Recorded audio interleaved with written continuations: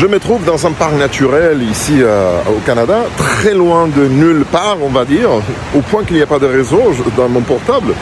Il faut conduire quelques heures pour arriver jusqu'ici. En plus, une fois qu'on s'égare, il faut marcher en suivant un chemin très étroit, avec beaucoup de pentes, dangereux, qui glisse énormément, qui est toujours parallèle à cette rivière, ce ruisseau que j'ai derrière moi. Vous voyez les cascades, les chutes d'eau qu'il y a derrière moi.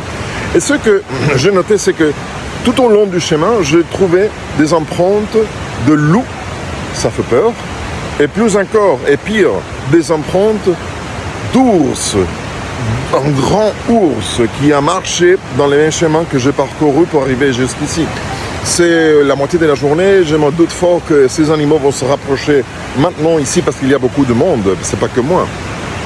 Donc ils ont peur, ils sont respectueux. Mais ça m'a fait penser qu'ils se rapprochent quand même parce qu'ils ont besoin, ils ont soif.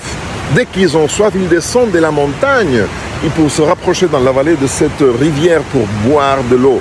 Et vous voyez, l'eau est pure, vraiment, c'est beau ici, c'est vraiment beau. Mais ils se rapprochent.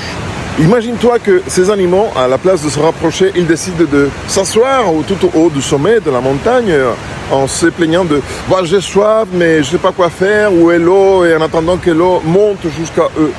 C'est impensable, n'est-ce pas? Les psaumes 42, verset 1, qui a donné les paroles pour beaucoup de chants, des hymnes, parfois religieux, nous dit exactement que lorsque nous avons soif spirituelle, nous sommes comme les cerfs.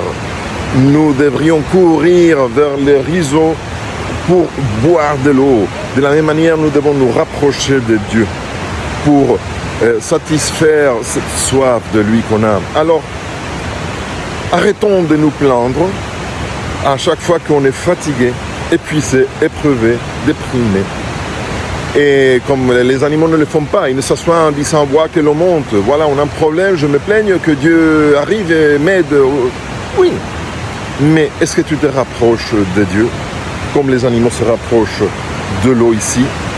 Alors, est-ce que tu ouvres ta Bible? Est-ce que tu pries pour te rapprocher de Dieu? Et aujourd'hui, on n'a pas besoin de porter toujours avec nous une Bible, un papier. Tu as un portable. Tu as la possibilité d'avoir plusieurs différentes applications portables avec la Bible.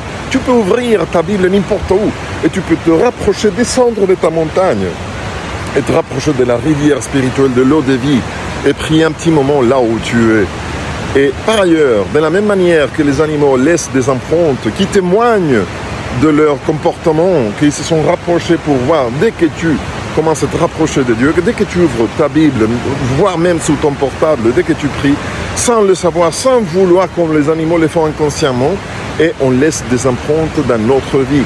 Et ça témoigne aussi à ceux qui nous entourent. Et le plus beau, c'est que nous ne nous rendons pas du tout compte de cela. Alors, oui, c'est normal d'avoir des soucis, des préoccupations, voire des dépressions, mais en nous plaignant seulement, on ne fait rien. Rapproche-toi de Dieu comme les animaux se rapprochent de l'eau. Rapproche-toi de l'eau de vie, c'est Jésus. Il t'attend toujours.